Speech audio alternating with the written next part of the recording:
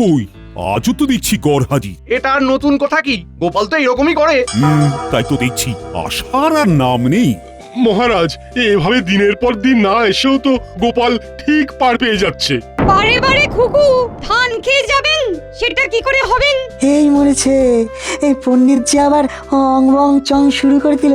কিন্তু গোপাল আসছে নাই বা কেন? শ্বশুর বাড়ির আদর পেলে কি আর কারোর আসতে ভালো লাগে? মা, গোপাল গেছে শ্বশুর বাড়ি, তাই তো ধরি ধরি করি, কিন্তু ধরতে নাহি পারি। শাশুড়ির আদরে গোপাল তো তাহলে খাসা আনন্দেই আছে। এখন এই আদরে না আবার অন্য কিছু হয়ে যায়। হতে আর বাকি কি আছে? গোপালের লম্ফ ঝম্প দেখেই তো টের পাওয়া যায়। না না, গোপাল ফিরে এলে ওকে কড়া শাসন আর কাজের মধ্যে রাখতে হবে।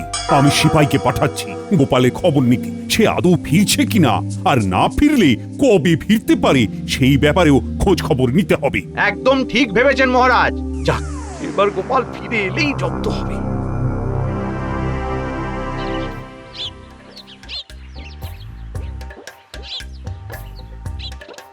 গোপাল দাদা, ও গোপাল দাদা, বাড়ি আছো নাকি? মহারাজ ডেকে পাঠিয়েছেন। কাকে ডাকছো আদর করে? ওই দেখো, সে তো দিব্যি নাক ডেকে ঘুমাচ্ছে। তাই তো দেখছি। বেশ, তাহলে মহারাজকে গিয়ে তাই বলি। মহারাজের কানে কথা গেলে যে কি হবে কে জানে। তবে না জানিয়েই বা উপায় কি? আরাম করতে করতে লোকটা যে একদম কাম কাজ শিখে তুলেছে। ওহ,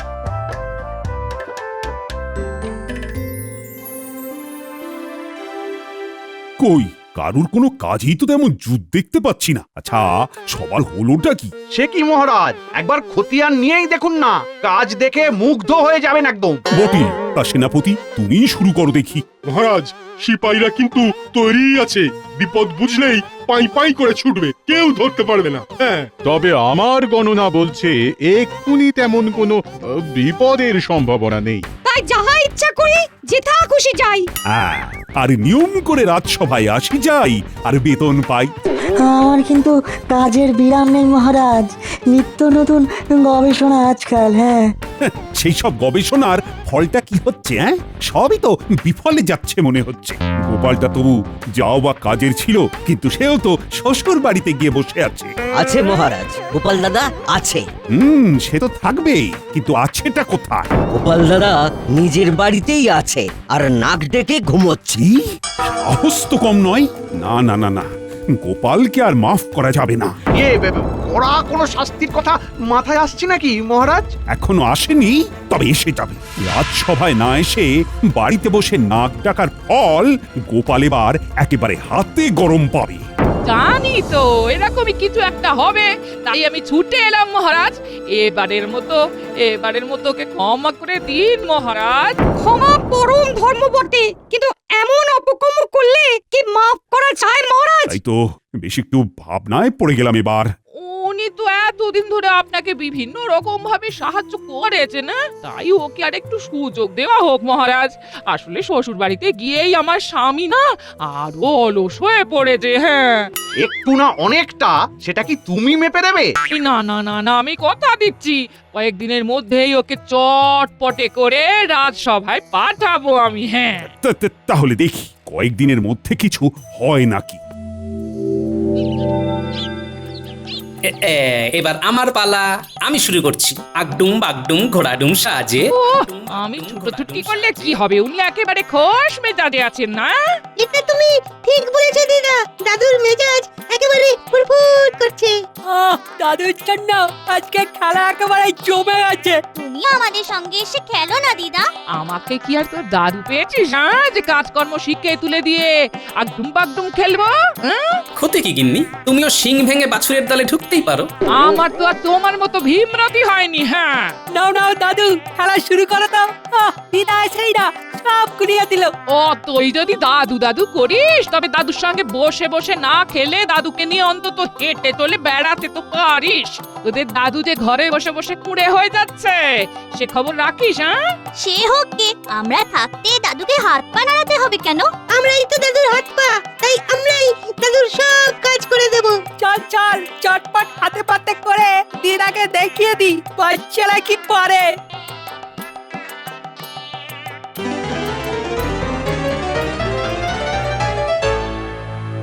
কি গিন্নি, কি বুঝছো? আমার ডান হাত বাঁ হাত কেমন কাজের হয়েছে নিজের চোখে দেখছো তো? এমন নাতি নাতনি থাকলে আমি আর তোমার কুড়েমি বন্ধ করবো কি করে? হ্যাঁ, ওপরওয়ালাই জানে এবার কি হবে। হ্যাঁ, তাহলে বুঝতে পেরেছিস তো কিভাবে কি করতে হবে? আপনি তো একেবারে ফর্দ ধরিয়েই দিয়েছেন মন্ত্রী মশাই। কি কি কিনতে হবে? মাছ, মশলা, তরি তরকারি। যাক যাক, এতদিনে তুমি তাহলে সংসারের দায়িত্ব বুঝেছো। আমি বলার আগে কি সুন্দর সব গুছিয়ে জোগাড় করে আনতে বলছো। হ্যাঁ হ্যাঁ, ফর্দটা বেশ ভালো করেই করেছি, যাতে এক সপ্তাহ আর নড়াচড়া করতে না হয়। এইভাবেই সংসারের প্রতি আরো দায়িত্ব নিতে হবে তোমায়। দায়িত্ব নিচ্ছি বটে, তবে নিজের সংসারে নয়, বরং গোপালের সংসারে। সে কি? আর সেটাও গোপালকে দায়িত্ব দিয়ে ডোবাবো বলে। তুমি যে কি খেলা খেলছো এবার কে জানে।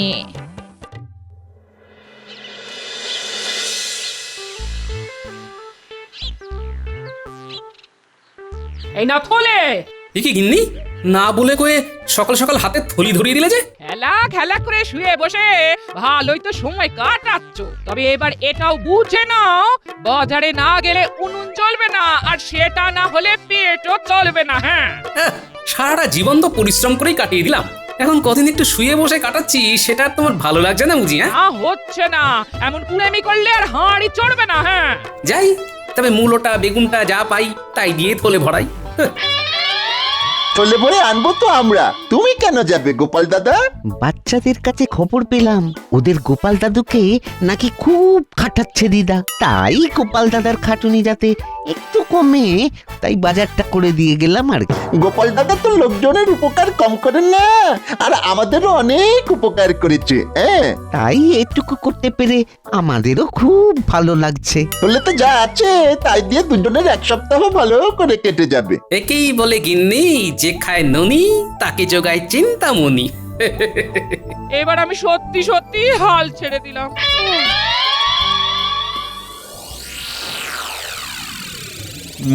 ব্যাপার কি, রাজসভাটা আজও যেন কেমন ফাঁকা ফাঁকা লাগছে। সে তো লাগবেই মহারাজ, গোপাল যে আসেনি আজ। তাই তো, গোপাল তো সভায় আসেনি। না, এটা তো বাড়াবাড়ি। খবর পেয়েছি গোপাল দিনের পর দিন আরো কুঁড়ে হয়ে যাচ্ছে। এখন তো সে বাড়ি থেকে বেরিয়ে বাজার দোকানটা পর্যন্ত করে না। আপনি বলুন মহারাজ, এসব কি হচ্ছে? বলো কি, তাই নাকি? আমি কি একটা ভেষজ আর একবার খাইয়ে দেখবো মহারাজ, এই রোগ সারে নাকি? দেখা দেখির আর কি আছে মহারাজ, এবার অন্তত গোপালকে বরখাস্ত করা উচিত।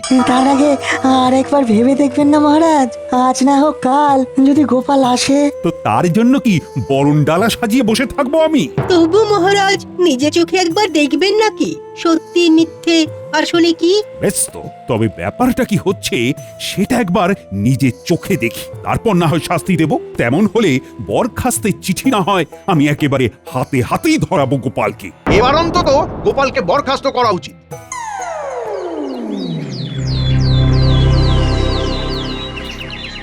তোরা যে একেবারে আদা জল খেয়ে লেগে পড়েছিস দেখছি, আমার পান থেকে চুন খসতে দিচ্ছিস না। তুমি এখন হাত পা ছড়িয়ে বিশ্রাম নাও দাদু, আমরা তোমাকে ছেড়ে যাচ্ছি না। তুমি খালি বলবে কখন কি লাগবে, আর আমরা সঙ্গে সঙ্গে এইভাবেই তোমার কাছে সব হাজির করে দেব। না, তোরা দেখছি সত্যি খুব কাজের হয়ে গেছিস, একটা কিচ্ছু তো 19-20 হতে দিচ্ছিস না। কিরকম কি বুঝছেন মহারাজ? পায়ের ওপর পা তুলে গোপাল কেমন আয়েশ করছে নিজের চোখেই দেখছেন। না না, এই সব দেখে আর সহ্য করা যায় না। চলো, যা হওয়ার এবারে একেবারে সামনাসামনি হবে। সে তো হতেই হবে, আর তার জন্যই তো কাঠখড় পুড়িয়েছি মহারাজ। তারপর গোপাল, তোমাকেও যেন বেজায় ক্লান্ত দেখাচ্ছে। তা শরীর আর চলছে না বুঝি? আরে আরে মহারাজ যে, কি সৌভাগ্য আমার। সৌভাগ্য না দুর্ভাগ্য সেটা তো এক্ষুনি টের পাবে। এই যে, শোনো গোপাল, তোমার এই ঘরে বসে বসে ডিমে তা দেওয়া আর নেওয়া যাচ্ছে না। আজ আমি একটা হেস্তনেস্ত করেই ছাড়বো। হেস্তনেস্ত নয় মহারাজ, বলুন বরখাস্ত। হ্যাঁ হ্যাঁ হ্যাঁ, মানে তাই, আমি একেবারে তৈরি হয়ে এসেছি। এই যখন এতটাই করলেন তখন আরেকটু করুন মহারাজ। আবার কি করব? মহারাজ আপনি পারেন ওকে কাজের মধ্যে ফেরাতে। ওকে একটা দায়িত্বশীল কাজ দিলেই সেই কাজ করতে গিয়ে ও একটু মনে হবে। আর এটাই একটা শেষ সুযোগ মহারাজ। আবার একটা সুযোগ? এতেও যদি ওর কোনো উন্নতি না হয় তাহলে মহারাজ আপনি যা শাস্তি দেবেন তাই ও মাথা পেতে নেবে। হ্যাঁ, ও গোপালের গিন্নি তো জ্বালিয়ে মারলো দেখছি। মহারাজ সবে গোপালকে বরখাস্ত করবে করছেন, অমনি একবারে দরখাস্ত নিয়ে হাজির। বেশ, তাহলে আগামীকাল গোপাল তুমি একেবারে গিন্নিকে নিয়ে একবার সভায় হাজির হবে।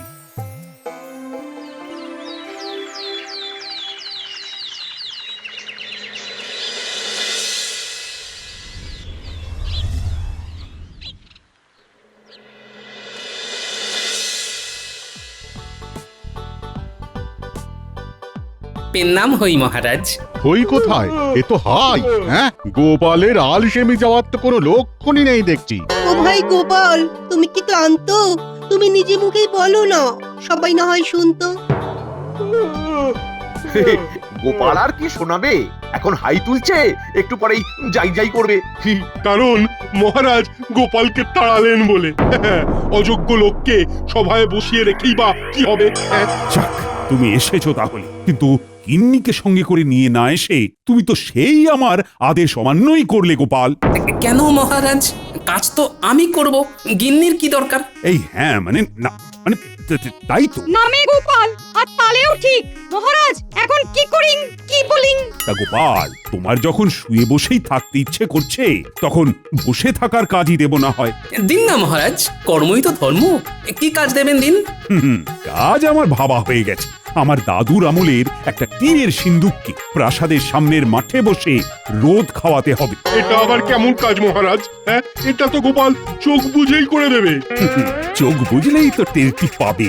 সেই সিন্দুক যাতে কেউ তুলে নিয়ে না চলে যায়, তাই কড়া পাহারায় রাখতে হবে। কিছুতেই সিন্দুককে কাটছাড়া করা যাবে না। আর যদি সিন্দুক হারায় তবে 100 মোহর জরিমানা গোপালকেই ভরতে হবে। বেশ, তবে তাই হবে মহারাজ। কাল থেকেই না হয় টিনের সিন্দুক রোদ খাবে।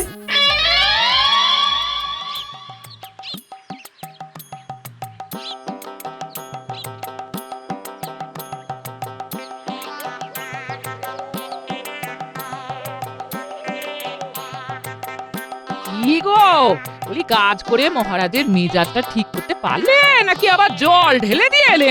কাজ আর এমন কি, ওই টিনের বাক্স রোদ খাওয়াতে হবে আর পাহারা দিতে হবে।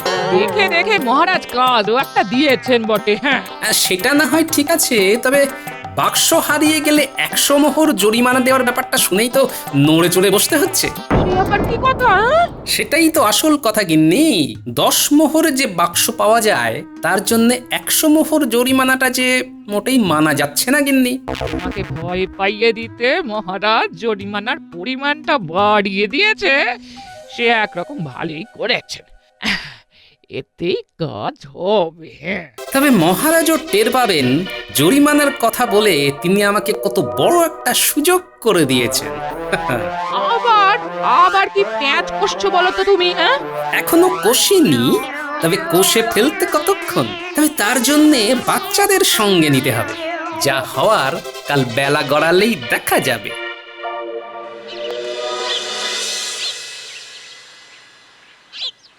না, রোদের তেজ আস্তে আস্তে বাড়ছে দেখছি। সিন্দুকের সঙ্গে সঙ্গে যে আমিও রোদে সেঁকে যাচ্ছি। ওই তো গোপাল কাজে লেগে পড়েছে দেখছি। ওটার এমন কি কাজ? তবে হ্যাঁ, ওই বসে থাকাটাও যে কত কষ্টের সেটা গোপাল এবার টের পাচ্ছে। গোপালং আলস্যং গচ্ছামি। এবার গোপাল বুঝুক ঠেলা। এটাও মহারাজের একরকম মারি বটে। মহারাজ ভাতে না মেরে হাতে মারছেন। দেখেও শান্তি। বেলা বেশি বাড়ার আগেই খেলা শুরু করে দিতে হবে, কিন্তু বাচ্চাদেরই তো এখনো পাত্তা নেই। আচ্ছা কাছি দাদু, আর সঙ্গে করে সব কিছু একেবারে গুছিয়ে নিয়ে এসেছি। এই যে জল, গামছা, গুড়ের বাতাসা। আরে এসব না হয় হলো, কিন্তু কাজের জিনিসগুলো এনেছিস কি? এনেছি তো, এই তো খড়ির টুকরো, কাগজ, কলম, একদম যেমন বলে দিয়েছিলে।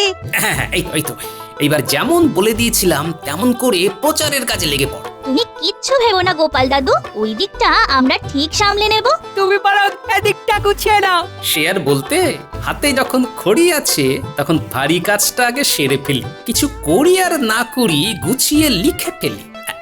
এই তো একেবারে গোটা গোটা হরফে বাক্সের গায়ে এই লিখে দিলাম, রাজবাড়ির এই টিনের বাক্সের দাম 10 মোহর, যে কিনতে চাও বিকেল বেলা মাঠে এসো। ব্যাস, এবার শুধু অপেক্ষা করব আর দেখব কেমন কি সাড়া পড়ে।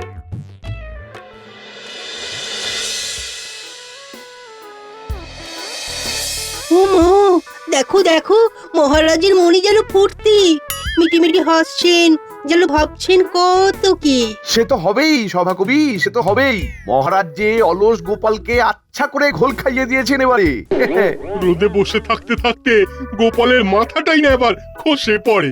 বুদ্ধিতে যে মহারাজ গোপালের থেকেও কম যান না সেটা দেখিয়ে দিলেন বটে। হ্যাঁ, বসে বসেও যে মাথার ঘাম পায়ে ফেলা যায় সেটা তাহলে এবার গোপাল জানলো। কি বলো সবাই? বলার আর কি আছে মহারাজ, আমরা তো যা দেখার নিজের চোখেই দেখে এলাম।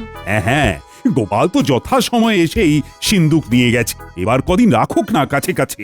আগে মহারাজ, বেশি দিন কি আর রাখার প্রয়োজন আছে? ওই রোদ গরম কি গোপালের সহ্য হবে? গোপাল কষ্ট পাবে বলছো? কষ্ট পেলে পাক মহারাজ, তবেই তো ওর আলসেমির স্বভাবটা নষ্ট হবে। তাহলে আমার চিন্তা ভাবনায় কোনো গলদ নেই, তাই তো? আমার এক টোটকায় অলস গোপাল এবার কাত হয়েছে।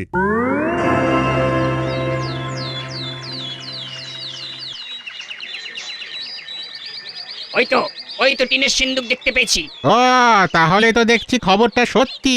হ্যাঁ হ্যাঁ, বাচ্চারা তাহলে ভুল খবর দেয়নি। মাত্র 10 মোহরে রাজবাড়ির এমন একটা বাক্স পাওয়া যাচ্ছে।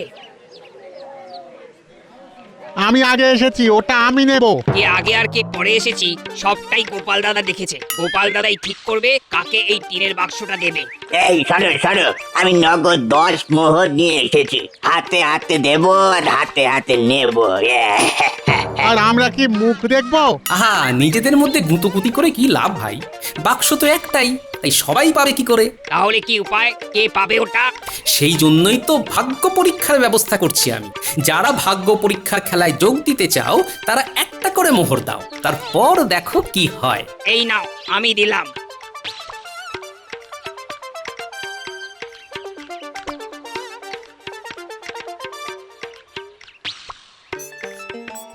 আমিও দিচ্ছি, আমার নামটা লিখে নাও। এই তো লিখে নিচ্ছি। একে একে দাও, একে একে। হ্যাঁ, কারোর নামই বাদ যাবে না। এবার মনে হচ্ছে সবার নামই লিখে ফেলেছি। নয় নয় করে 5 হলো মনে হচ্ছে। এবার তাহলে না হয় টিনের সিন্দুকে রাখা নাম থেকে ভাগ্যবান মালিকের নামটা তুলি। এই তো, এই যে গোটা গোটা করে লেখা আছে বটকৃষ্ণ বটব্যাল। এই যে আমি গো গোপাল দাদা, দাও দাও টিনের সিন্দুকখানা দাও দেখি আমায়। সে তো দেবই, তার আগে বাকি 9টা মোহর যে দিতে হবে আমায়। এই যে দিচ্ছি। তাহলে আমাদের একটা করে মোহর ফেরত দিয়ে দাও এবার গোপাল দাদা। তা কি করে হয়? ভাগ্যের খেলা খেলতে গেলে ওরকম 1-8টা মোহর যে গচ্চা দিতেই হয় ভাই। যাই,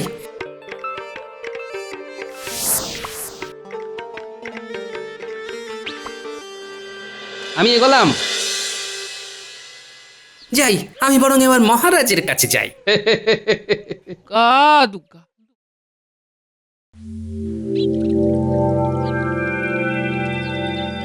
বেশ, তাহলে সভার কাজকর্ম আজকের মতো শেষ করি এখানে। আগে হ্যাঁ মহারাজ, শুভ কাজে আর দেরি করে লাভ কি? কিন্তু আমার যে একটা খবর দেওয়ার ছিল মহারাজ। হ্যাঁ, এই অবেলায় খবর? আচ্ছা, টিনের সিন্দুক ঠিকঠাক রোদ পেল কিনা সেটাই বলবে বুঝি। পাক আর না পাক, কালকে আবার রোদে দিতে হবে। আর এরকম এখন বেশ কদিন চলবে, তাই তো মহারাজ? হ্যাঁ, কিন্তু সিন্দুক তো নেই মহারাজ। নেই মানে? নেই মানে নেই। তবে তার জন্য এই যে 100 মোহর জরিমানা, সেটা একেবারে গুনে গুনে নিয়ে এসেছি মহারাজ। দেখলেন তো মহারাজ? হ্যাঁ, গোপাল যে কোনো কমের নয় সেটা আরো একবার প্রমাণ হলো। তবে মহারাজ ওই সিন্দুকটা হারিয়ে যেতে শুধু যে আপনার হলো তাই নয়, আমারও নেহাত কম হলো না। তার মানে সিন্দুক একজন ভাগ্যবানের হাতে তুলে দিতে 500 জনের কাছ থেকে একটা করে মোহর নিয়ে ভাগ্য পরীক্ষার খেলা খেলেছি, তাই যা হয়েছে আমার জন্যই হয়েছে।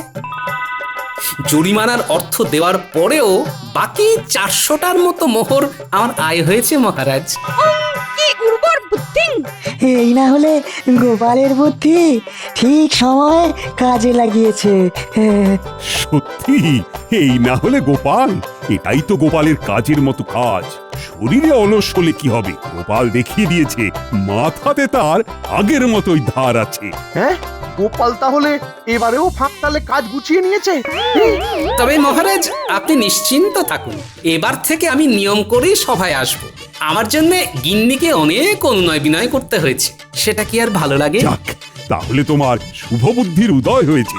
নিজের বুদ্ধির পরিচয়ের সঙ্গে সঙ্গে গিন্নির মান মর্যাদা রক্ষার দায়িত্ব যে আমার মহারাজ। এটাই তো কথার মতো কথা গোপাল, এই জন্যই তো বলি তোমার তুলনা হয় না।